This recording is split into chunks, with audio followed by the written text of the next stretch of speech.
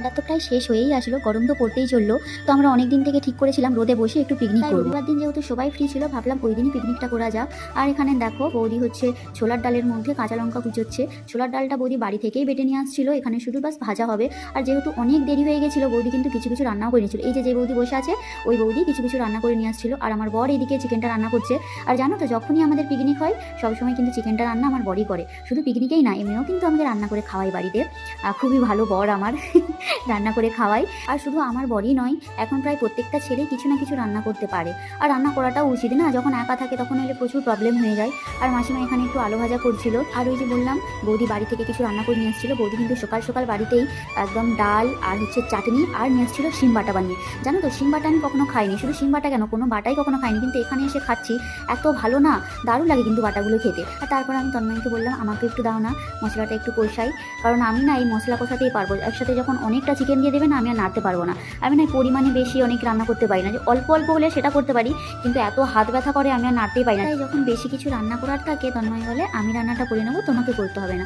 আর তন্ময় রান্না করেও ভালো, আর রান্না করতে খুব ভালোবাসে। আর এই দুই বৌদির কাণ্ড দেখো, একজন হচ্ছে ধুতিকে ধুয়ে নিয়ে আসছে এখানে শুকোতে দিবে বলে রোদে, আর একজন বৌদি হচ্ছে চুল শুকোচ্ছে বসে বসে। আর তো বৌদি এত রোদে বসে থাকতে ভালোবাসে, ভোরবেলায় উঠে ছোলার ডাল বেটে নিয়ে আসছে, ডাল করে নিয়ে আসছে, আবার চাটনি করে নিয়ে আসছে, সমস্ত কাজ একদম করে নিয়ে আসছে। মানে অর্ধেক রান্নাই বৌদি করে নিয়ে চলে আসছে।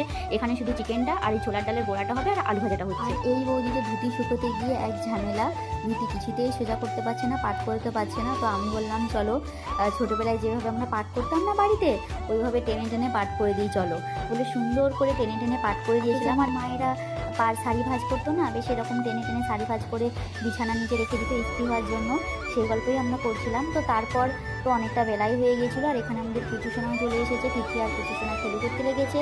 আর আমাদের তো খাবার টাইম হয়েই গেছে, অনেকটাই বেলা হয়ে গেছিলো। তো তারপরে দেখো আমি এখানে একটু আলু মাখা করছিলাম। আলু মাখাটা হচ্ছে একটা বৌদি চিকেন খায় না, তার জন্য একটু আলু মাখা করেছিলাম বেশ পেঁয়াজ ভেজে। আর আমার বরের কি মন গেল আজকে আমার পাশে বসে বলছে একটা ফটো তুলে দাও তো। তারপরে দেখো সবাই খেতেও বসে গেছে। আমাদের তো একটু একটু করে প্রায় অনেক কিছু রান্না হয়ে গেছিলো। আর ওই যে ডাল আর বাটা, ওটা দিয়ে এত সুন্দর ভাত খেয়েছে সবাই, যে চিকেন কেউ খেলোই না, সবাই অল্প অল্প চিকেন খেয়েছে। তাই আমাদের চিকেন না অনেকটাই রয়ে গেছিলো। আর তাই আমরা সবাই ঠিক করলাম কি রাত্রিবেলা রুটি করব, রুটি করে সবাই একসাথে রুটি খাবো। আর আমাদের মাসিমা বললো কি রুটি আমি করে নিয়ে আসবো বাড়ি থেকে। তো সবাই বাড়ি চলে গিয়েছিলো, গিয়ে তারপর কিন্তু মাসিমা রুটি করে নিয়ে আসছিলো রাত্রিবেলার জন্য। আর সেই ভিডিও না আমার একদম নেওয়াই হয়নি, ওই সবাই একসাথে হলে যা হয় গল্পে মেতে গেছি, খাওয়া দাওয়া গল্পে মেতে গিয়ে আর রাত্রিবেলা ভিডিও নেওয়া হয়নি। তো রাত্রিবেলা যখন সবাই যায় খাওয়া দাওয়ার পর, সেই ভিডিওটাই একটু নিয়েছিলাম। তো এই ভিডিওটা কেমন লাগলো তোমাদের অবশ্যই জানিও, আর ভিডিওটা ভালো লাগলে অবশ্যই একটা কমেন্ট করে যেও। চলো টাটা সবাইকে।